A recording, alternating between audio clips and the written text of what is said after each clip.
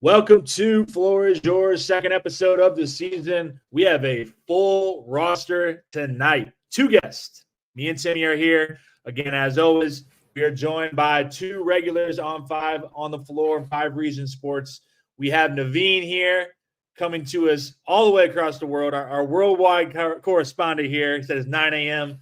Got up early. We're going to say that he got up early to be with us, even though we're gonna lie a little bit. He got up to watch the NBA. It's opening night, or I guess opening morning over there. And at the last second, trade deadline was going. The clocks were ticking. I got Eternal at the last second. He was our waiver wire ab. We're gonna talk to him as we go through this little 5 reasons survey. And he was just with the Heat. So we don't talk a lot of Heat on this show, but we're gonna get a Memphis perspective here. We got Timmy in the Bahamas. You got me in Philly. Naveen over in Philippines. So like we're just knocking it out worldwide here. So feel free to jump in the comments. We'll use your comments. But we're going to go through this 5 reasons survey. But before we do that, we are going to talk about our sponsor, Eric Rubenstein. We are happy to have him as a sponsor. Sponsors other things in the 5 Reasons Sports Network.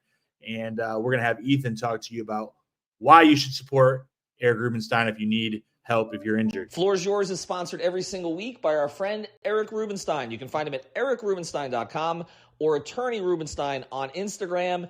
And you can often find him near the floor at Heat games. That's why he sponsors Floor is Yours. You'll find him hanging out with Rick Ross. But what he does in his day job is he represents you if you have a car accident. So reach out to him, magna cum laude, St. Thomas University, South Florida, born and bred from Lauderhill. This is the guy that you want to go to. He will help you get what you deserve if you have a car accident. So check him out, ericrubenstein.com or Attorney Rubenstein, huge Miami Heat fan. Check him out today. All right. So thank you, Eric Rubenstein, for your sponsorship. And we are going to jump right into this. So what we did, we've done this, I believe, now for 3 years. So we can look back at past data, but I can just give you the short story of it. We're not experts by any means. We are employed by 5 Reasons Sports.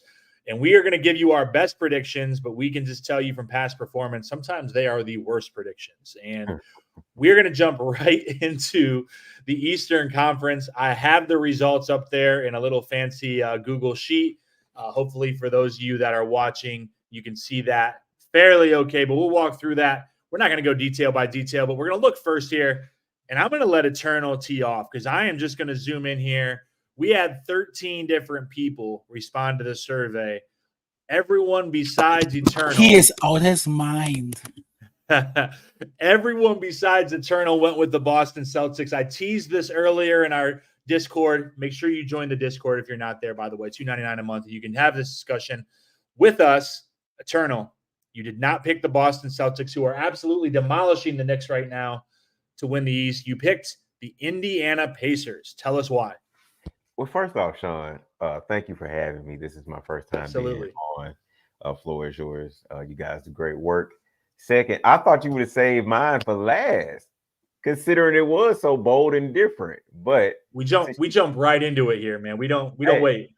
Hey, well, listen. Hey, let's go skinny dip it then. Yes, I picked the Indiana Pacers for this year's first seed, and my reasoning behind that is, when you look at the data, which I know John Jablanca likes to do out there, and for all you John Jablanca nights, but Sean, you had the Hawks, in 2015, you had a bunch of different teams that ended up being the first seed that you just did not see coming at the beginning of the season. And I believe because you had such a kind of a wide open Eastern Conference last year outside of the Celtics, and we see what's going on with Philadelphia. That doesn't necessarily mean that they will start the season off like 10-20 or anything like that, but just there's going to be parity, right? And I think with the offense that the Pacers had last year, that was before they had Pascal.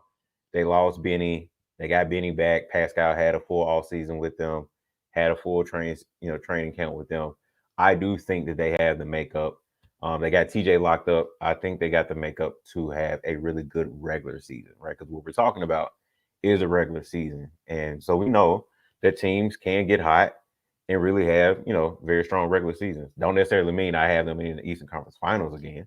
Just mean, I think they'll have a really strong regular season. Let me go to Timmy next.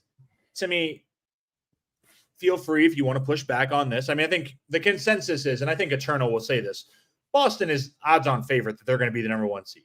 Right. I like the fact, and we'll get, like, I made my predictions a little bold too. I think me and Eternal think similarly on this. Like, we weren't just trying to go with like what everybody was going to say. We were trying to have some evidence here, maybe in April, to look back on and say, look, I told you this back in October. But Timmy, what are you thinking beyond Boston? Who do you feel like at the top of the East? Because you have Cleveland number 2, which is a unique way of looking at things compared to other people too.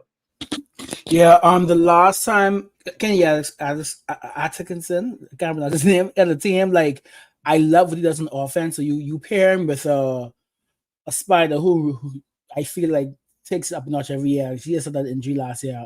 So you have Spider who's comfortable, who signed the extension. There's no more whispers of he's coming to Miami, he's going to New York. That's there. That's finished. His hair is clear. He didn't like JB. He pushed for Kenny, and I think just that one-on-one with his coach. I do think him and Garland can make it work, and if it will work, it will happen here. Feel bad for former Heat lifer Max Strus. He's gonna miss some time, but maybe a Okoro breaks out in that time, who knows? But my Bohemian bias is showing, but I do think Mobley is going to be better than he is expected to be this season. I truly believe in Kenny. I've seen what he's done. And he's reunited with Karis LeVert and Jared Allen, and one of his other players, Tamari Carroll, is now his assistant coach. So I just feel like they locked up their players. All the bad vibes are gone. The coach he didn't like is gone.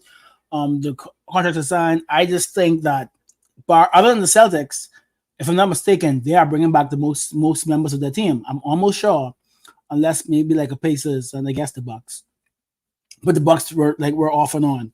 So I just think the chemistry of what they can build on with an offensive mind like Kenny, I think they're going to shock everybody because, as you know, Giannis and Dame never are healthy. We see what happened with Philly. I'm wearing this jersey because I think they're my sleeper, but I do think the Cleveland could lock up a second seed this season. I'll tell you what, Timmy, we're in mid-season form because that's called a segue, because I want to talk about the Milwaukee Bucks next. Looking at Naveen's top 4, Boston, New York, Milwaukee, Philly, kind of a consensus. I think most people have Milwaukee lower. You look at Timmy's got Cleveland 2, Milwaukee 3, Miami 4, Philly 5. And I'm looking. Timmy, I don't see New York in your top 7. And maybe based on what we're seeing on TV tonight, you might be on top of something here. However, I have Milwaukee all the way down, I think, in my 8th seed. So looking at Naveen, your top 4, and just really looking at the Milwaukee Bucks, how do you feel, whether it's about the Bucks or about your top 4?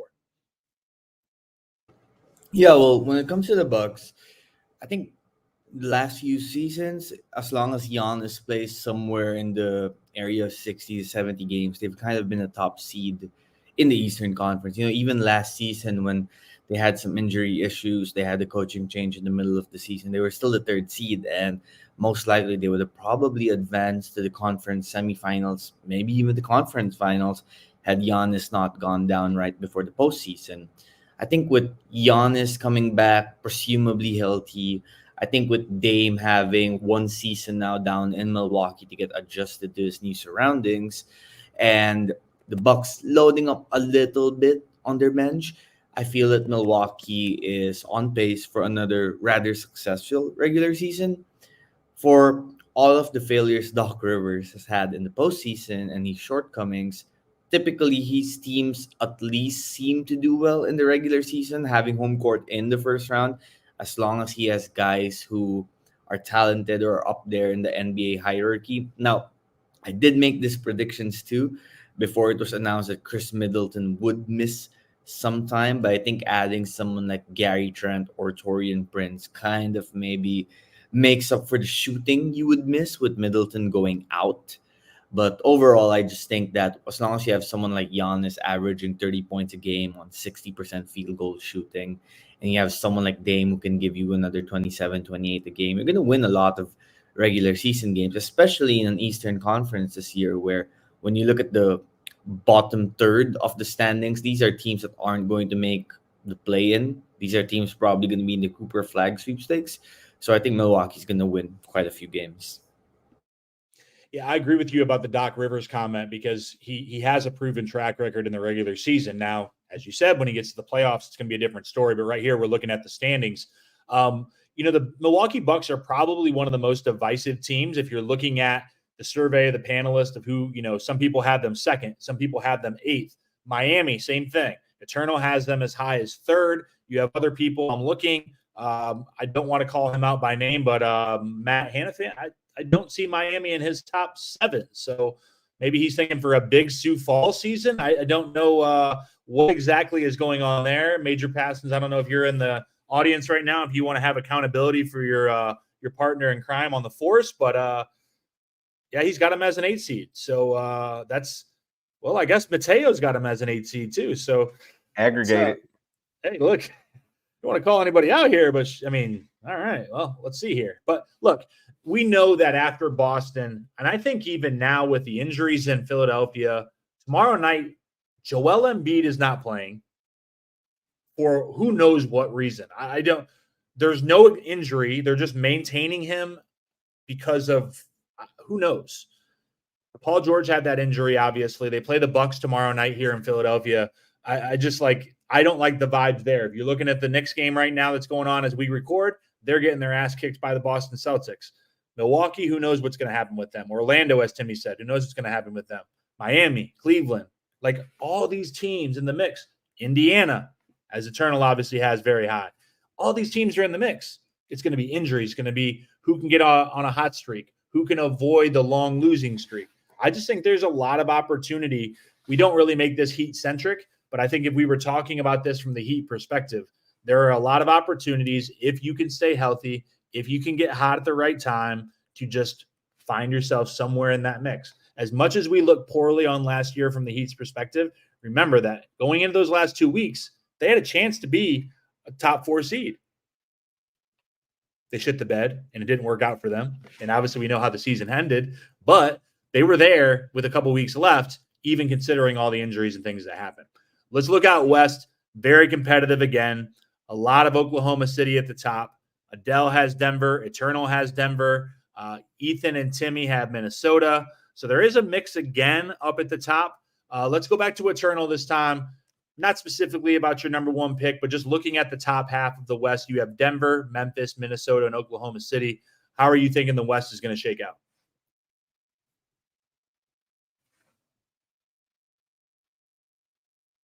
You're on mute. Muted. It's like a tradition. Everybody has to do at least once per episode. All right. So, all right, Denver, Memphis, Minnesota. I kind of forgot, Sean. It's okay. Can you scroll to the right a little bit?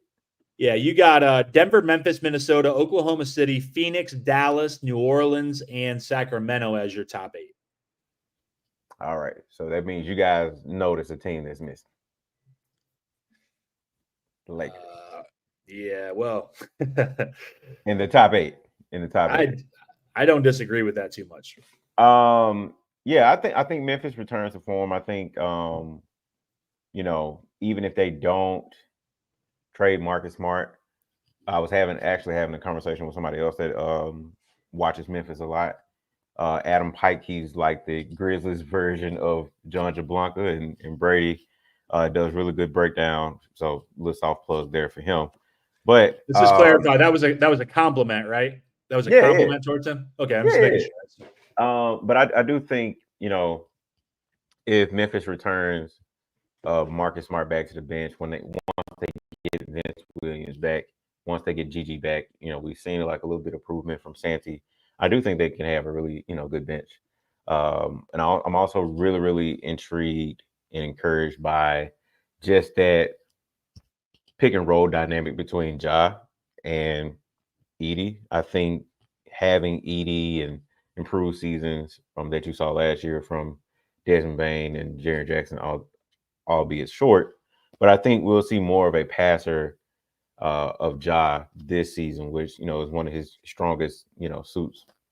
And I think it would put pressure on defenses, and they are young and athletic. And it's kind of funny. I talked to Coach Jenkins and Marcus Smart about this in training camp about just like taking advantage of the athleticism they have and causing deflections and getting out and creating havoc. And it just so be it that the two teams I cover are doing kind of this, similar things and those. So I do think Memphis will be back at the top. I think Denver returns back to where they were. I think Minnesota, now that they don't have Cat, things are kind of smoothing out. I do think Oklahoma City is going to be a really, really strong team. I just think the teams in front of them are probably going to have better regular seasons, right? Because you're going to have, more head-to-head matchups. And I think those two teams, Denver and Memphis, are hungry to get back to where they were. Phoenix, I know they kind of addressed the point guard situation. I still am not the most that jail of what they have. I'm not like the biggest believer in. Dallas is just kind of the thing of the teams in front of you are stronger, right? And that's kind of what I feel.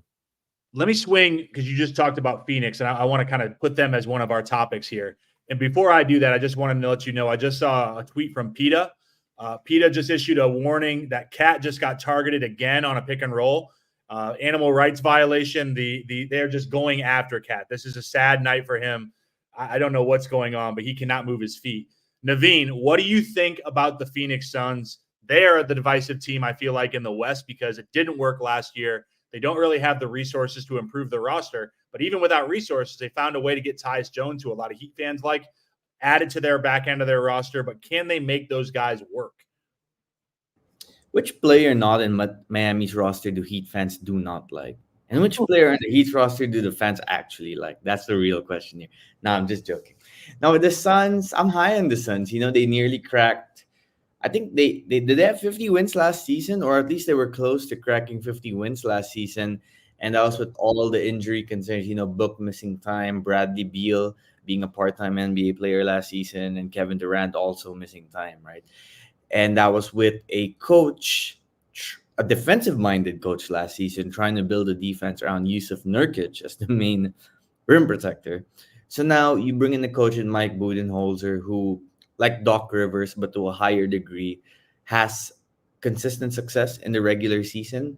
I think it was Eternal talking about 2015 Hawks earlier. If I'm not mistaken, Bud was the coach of the Hawks that season, and they made it all the way to the top seed in the East. When he went to Milwaukee, Giannis became MVP. They became back-to-back top seeds in the Eastern Conference again. So I think he can rub off on that regular season magic on the Suns this season. I think Phoenix will have a healthier season for their big three, because last season was already so bad from a health perspective that it has to be better this season. And like you said, you got Jones now in there. You got O'Neal coming back. Grayson Allen is back. They were also able to get Monte Morris, who I think is a little more overrated than people make him out to be, but he's still solid as a backup point guard. So they added some depth in a position of need. They got a head coach better for the regular season. And I think that health-wise, they're just going to be better because, again, last season was so bad. The question to me about this team is how far can they get in the playoffs? Because that's a different question, especially when you consider all the top-tier talents in the West right now. But in terms of regular season success, I think this team is built to get close to maybe 55 wins or 54 wins, somewhere there. I think they'll be contending for the top seed in the conference. But I think ultimately, like my prediction says, they'll end up somewhere number 3. So before I go to Timmy to talk about his finals, we'll go Final Four, NBA Finals champion will be our next topic here. I will just say that I am all in on the Suns in the regular season. I do agree with Naveen about the questions coming into the playoffs. They need to keep KD healthy. He cannot miss a lot of time. But I think Bud is going to squeeze every last drip of what they have left in the regular season. I think the additions they add to that point guard are going to help stabilize that offense. Bud is going to have them firing up threes, and they are going to have a higher-powered offense with Beal, with Book, with KD. They got that young rookie, Ryan Dunn, that's been playing well in the preseason. You got the point guard stabilizing with Tyus Jones and Monte Morris. I think they're going to be okay. I don't know if they're going to win it. Now, I will say that before we even go to the finals, I have the Knicks in the Suns in the finals in my prediction. I swear I was not drinking when I did this survey at all. The Knicks are getting their tails whooped in right now. I have the Suns losing to the Knicks in the finals. It's not looking pretty as the Knicks right now are down 33 points in the fourth quarter. But I do think the Suns are going to have a good season. I think Bud is going to be coach of the year. That was one of my predictions. But I would turn it to Timmy. With your final pick or your final four, what are you thinking as we get to June, how the season is going to play out? I think we're gonna get a matchup of either Ant versus Tatum or SCA versus Tatum. I think that's where we're going. But I just want to back up what both you and Naveen said. I 100% think that with Bud and the two new point guards, they're gonna go crazy. We're gonna see like 7 seconds or less on like steroids type of Suns. It's gonna be ridiculous. But yeah, I think after we see right now that the Celtics might break the record for 29 threes in like game one. But I do think it's going to be a dogfight between the Thunder and the Wolves in the West. I'm not surprised if any of those come out. And Timmy, you have the Celtics winning it again, back to back. Celtics over the Thunder, which is a solid matchup, which is a common matchup too that a lot of people talk about. Let's go to Naveen next. Naveen, your finals is the Celtics also winning, Celtics also beating the Thunder. Any comments, any agreement, disagreements with what Timmy said about his finals? Well, at this point, really, when you consider the finals at this stage, right, anything can happen because there's so many variables in the matter.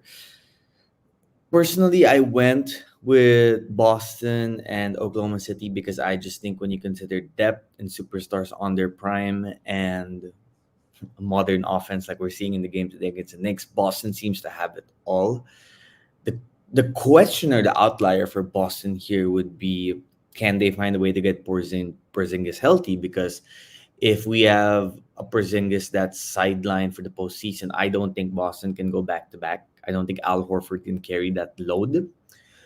So maybe someone else from the East wins in that regard. Now from the West, I went with the Thunder because last year they were already the number one seed and they added Hartenstein, who unfortunately went down with an injury, but he should be back in the later part of the season. And you have Alex Caruso.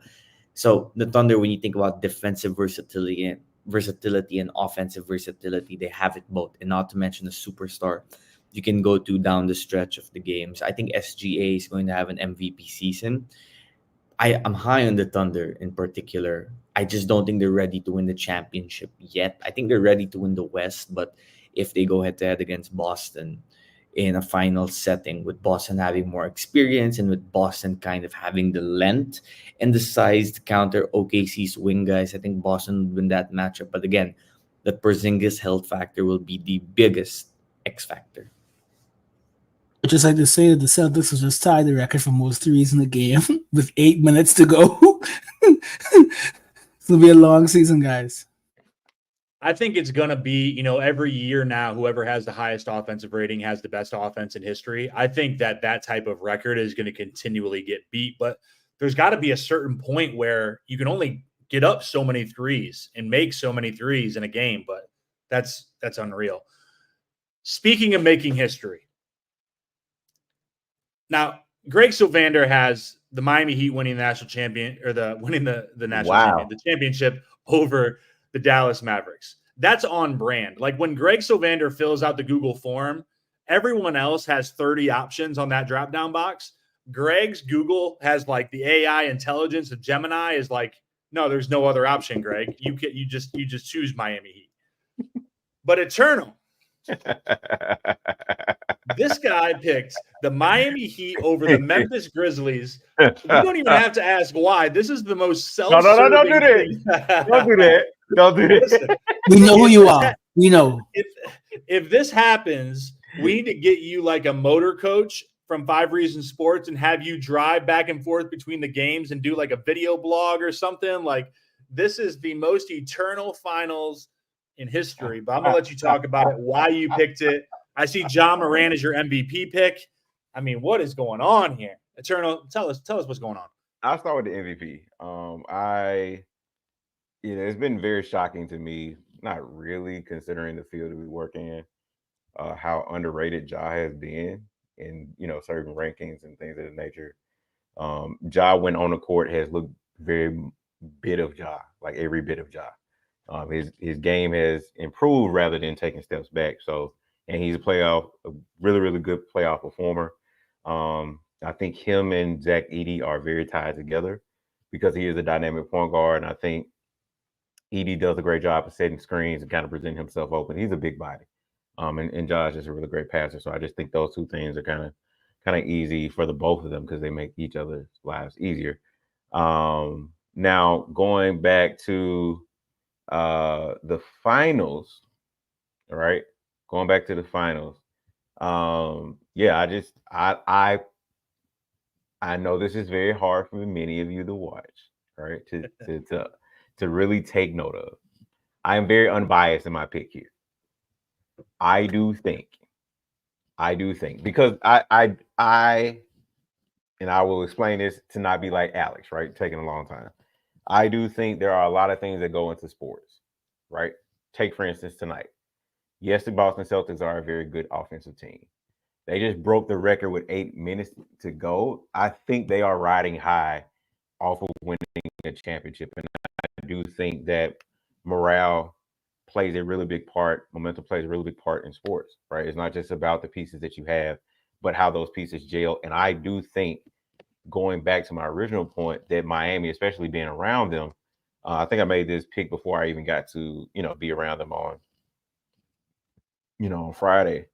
But the energy of the team is really fucking high. Now, obviously, it's a long 82-game season. You got the playoffs, it's going to be long. But I do think that these guys are really committed to playing for each other. You got guys saying the right things, and it doesn't just feel like flub or anything like that. Major, don't start, my boy, because you throw in plugs every time you can get a chance. Oh, don't do that. Don't do that. Don't do that. Alex Toledo says at the end of the day, because it's about to be the end of the day by Eternal gets done with this thing. No, go ahead, Eternal. Cool. Finish it up. All right. But, yeah, those are my picks. Fuck it. Those are my picks.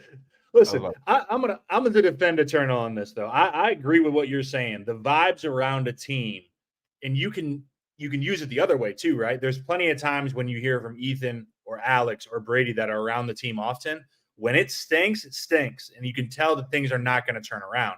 On the other hand, when you have good vibes, it's oftentimes a good sign. Now, it's not enough. Like, right. I can say personally that I've coached teams that got along and had great chemistry that could not put the ball in the basket, and we were terrible. But damn it, we had fun and we got along with each other. It only takes you so far. And it's the NBA. It's different, but I think I agree with Eternal. You got good vibes around a team. You got high energy. As long as success continues to happen, you find good moments, I think it can be a good sign for a team. Let me flip over and send this one to Timmy, and then I'm going to go to Naveen. Pick one of your awards that you chose that you feel confident in or you want to discuss from that list. We got MVP, Rookie of the Year, Most Improved, Sixth Man, Defensive Player of the Year, Coach of the Year. Let's go with Timmy first. I think the vibes of the summer and all of the media hype is going to firmly place Bam in the position to win his first Defensive Player of the Year before Wemby sweeps it for the next 10 years. I'm seeing all these articles. I see Yahoo did a whole piece that's saying Bam's not his best season yet. So I think this is finally the year Bam wins his Defensive Player of the Year, because we know if Eternal. Oh man. But yeah, Bam wins his Defensive Player of the Year. I feel confident in that one. I bet that today on a bonus 50% boost at plus 2250. I would love for that to hit. Naveen, let's talk about one of your awards. Yeah, I'm going to go Joe Mazzulla here for Coach of the Year. I think he's going to win that award. I feel that Boston is going to be the number 1 seed in the Eastern Conference again, like we mentioned earlier. I think that Boston accomplishing that, even with Porzingis probably missing the calendar year of 2024, and Boston doing that with, like you predicted, Sean, maybe having the highest offensive rating ever in NBA history. And let's add the fact that Boston has a massive media machine at the Ringer. It's definitely going to lead to a lot of campaigning, and you already kind of start. If you've been listening to the Bill Simmons podcast, it's already kind of started too. So I think it's going to be Joe Mazzulla, but also that's not to say that it won't be deserved. I mean, if the Celtics win like north of 63 games again, and they just blow out a bunch of teams and they look like the superior team in the NBA once again, I mean, who's to say Joe Maz wouldn't deserve it, right? Now, look, we know it's a crime that Eric Spoelstra hasn't won a Coach of the Year ever, and I think part of that is because of his own brilliance.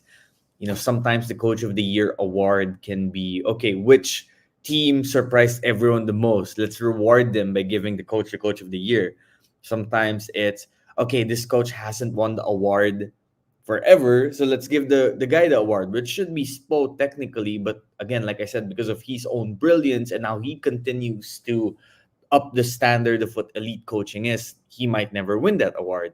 So I think it's going to be Joe Mazzulla because he's not exactly revered like a Spoelstra yet, but to some degree, the media might want to award him for winning the championship with the Celtics last year and helping them get the number one seed again this year. And they're going to use the Porzingis injury as validation for giving him the award. So I think he's going to win it. I can't argue that. I agree with what you're saying about Spo. His brilliance, his ability to just maximize teams usually is what gets you the award. Usually it's a coach that's on a team that, over extends what its expectations are. It's not like the best team, the best coach always wins it. But it seems like the narrative shifts, kind of like Bam with Defensive Player of the Year. Like every year that he really should win it, the narrative changes. Oh, we got to give it to a guard. We got to give it to somebody else. Look, we're going to finish up the survey by talking about a couple of questions that are Heat related. We try to avoid the Heat as much as we can on this show because we do so much Heat content. But I will point out a couple of things here. Will Tyler Hero finish the season with Miami? All of our panelists, with the exception of Adele and Eternal, said yes. Adele and Eternal said no. Just noting that if this gets on the pod feed, it may get into Tyler's ears. Just keep in mind that Eternal and Adele were the only two that said that Tyler would not finish. They didn't say that they would hope that he's gone. They didn't say anything negative. But just remember, sometimes Ethan gets painted as a Tyler hater. Two in our network, Adele and Eternal. I'm not going to give you the chance to defend yourself, Eternal, this time. I apologize. All of us did say that Jimmy is going to finish the season in Miami, so positive vibes there. Another question was, how many games will Jimmy play this season? You can see the range is anywhere from the low side is 60, the high side is 75. So optimistic there. And then I'm going to talk, and we'll finish with this one. The last question, how many threes will Bam make this season? We have a range of Mateo at 17. Oh, that's crazy. All the way to Eternal at 154. So I'm going to let everybody go around one time before we do trivia. Let me start this time with Eternal, then I'll go Naveen, and then we'll go Timmy last. Just talk about what you're thinking with the Bam three-point shot this season. Mm-hmm. I can't wait to talk about this. But I also want to point out why I got pitched as bias. You and Naveen voted Wemby to win most improved player of the year. That's insane. But I'm gonna get back to this Bam shit here. Bam had majority of his 42 threes made within the last 17 games of the season. And I think what we saw from preseason, which of course you can't use as a really big measuring stick, whatever, yada, yada. But I do think based off of what we saw, and also too, what Spo said, as far as there will be games where he has 5 to 7 attempts, there will be games where he only has 2. Only has 2 was the biggest thing to me, which means they're going to really incorporate that in the design of the offense this year. And I do think that that's going to be something to watch for. I do think if I'm really being bold, I think Bam gives up a lot of three-point attempts this season, just based off of that and what we have seen. So I think 154 is kind of reasonable. I know we could do the math on this, obviously, but what are you thinking per game? How many threes attempted per game? Honestly, Sean, to be honest with you, I do think Bam probably gets around that 4 mark. Anywhere between 3.9 and 4.5 is where I see Bam getting up to. All right, Naveen, what are you thinking about the Bam threes? And then how many do you think he's going to get up per night? Yeah, I think he's going to average somewhere in the 1.8 to 2.3 attempts per game. Over the years of watching the Heat and Spo, you kind of get an idea or hints of what Spo plans for his team in these press conferences or these after training media availabilities. And I found it very convenient that Spolster just happened to mention that some games Bam will get 5 to 6 3-point shots up. Some games he might get one or two. Some games he might not take it. So just averaging all of that, finding the median, I think somewhere 1.8 to 2 point something, 2.2, 2.3 is the safe bet because it makes sense. I mean, look, you like the fact that Bam is taking threes, you like the fact that it's confident, but at the same time, too, let's not forget this team has other quality 3-point shooters: Tyler Hero, Terry Rozier, Duncan Robinson off the bench. I think Jovic is on his way to becoming a quality 3-point shooter. You're gonna have those games where Jimmy decides to take a few threes of his own. So there might be games Bam goes to being the Bam we've seen the last few years, rolling to the rim, catching lobs, taking those dotted line jumpers, kind of keeping the defense honest. And there will be games that he goes 5 out and Bam takes a couple of threes. The good side of all of this is the confidence with the shooting stroke. It looks natural, it doesn't look forced. It's starting to look like something that tends to be a part of his game. And I know one of the most predictable things this season is everyone in the first few months are going to be like, oh my God, Bam is shooting threes. Is this the leap? Is this this? Is this that? And we're going to be like, he was kind of doing this after the All-Star break last season. You guys just weren't paying attention. I know the fantasy stats, fantasy people at Yahoo weren't taking attention because the way they ranked Bam was as if this was still Bam from last season. So I'm expecting a big season from Bam. I don't think he's going to make a ton of threes. I don't think he's going to get invited to the 3-point shootout competition anytime soon, but it's going to add a dimension to the Heat offense that, shall we say, will be a welcome change compared to what we've watched the last few years. Timmy, what's your take on Bam's 3-point shot, and how many do you think he's going to take per game? I'm firmly at 3. Okay. I think he could get to like maybe 0.7 makes a game. Like just he had a little bit one, low. 2, a little bit low shot, and I think it opens up so much for his game. So I'm very interested to see how long it lasts for. Like, is it if he doesn't make them, does he still it might be a 2 or 3 games where he hits none. Does he still go with it? I think he will because again, you saw he did in the preseason and the scrimmage over here. I saw in training camp and in the Olympics. So I do think so to be a great part of his game. And yeah, but what's 3 attempts? Yeah, I will say, and I know Alex said in the chat, Miles Turner made 116 last year, and Bam's going to make 40 more. There's a lot of good comps, like where is he going to fit? And there's some good shooting big men. I will say that my number, I put 135. 134 was the number that Brook Lopez made the year that he made his big jump, and that's how I chose my number. So he made one more than Brook in his big leap.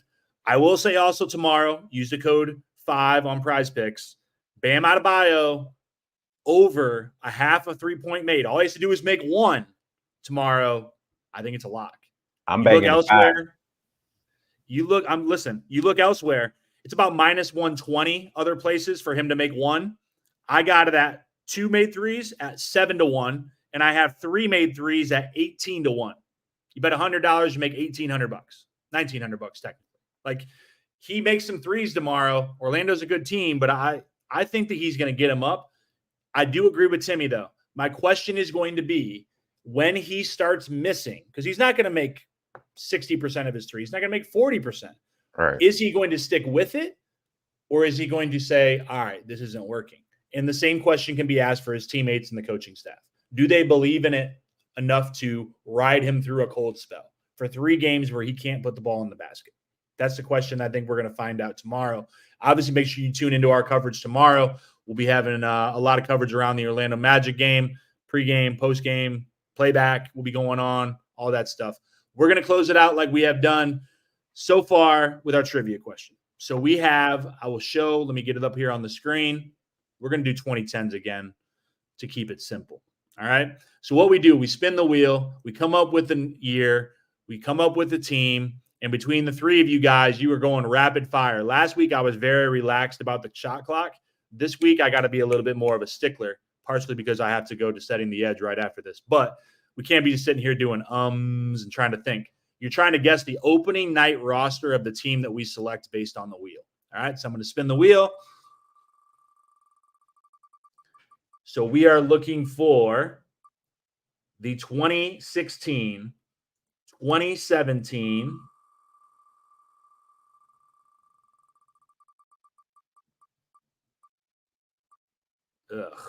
Boston Celtics.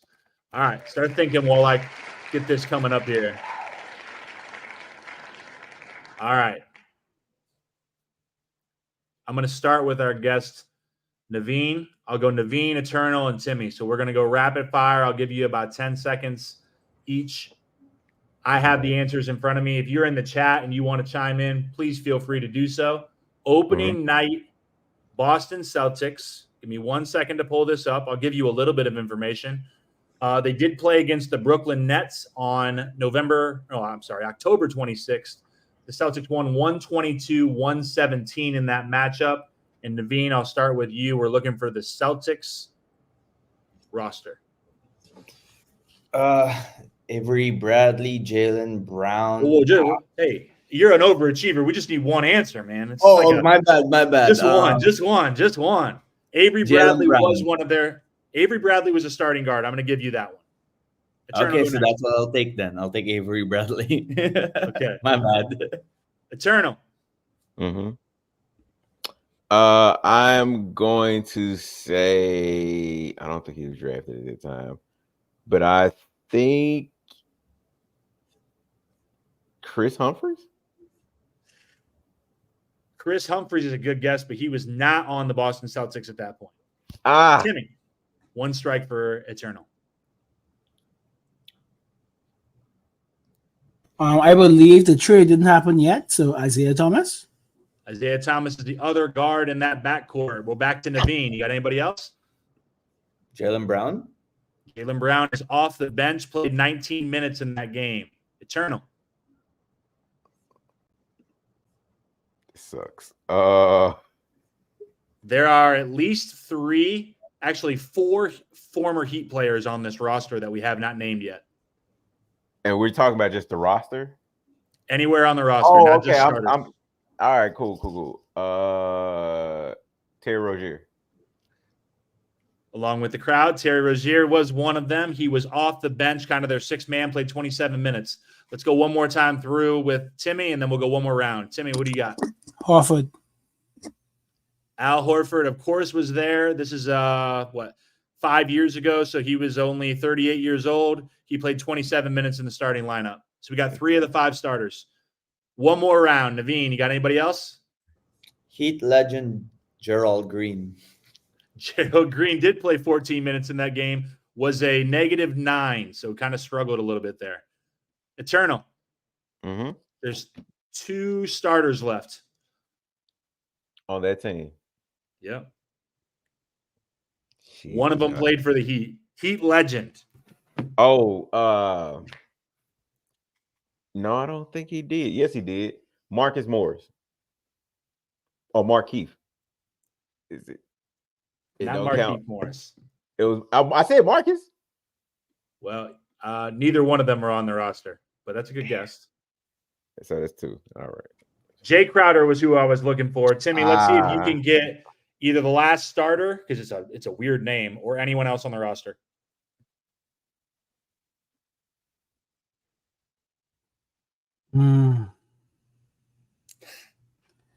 It's not Jason. It's not Richardson. It's Nah.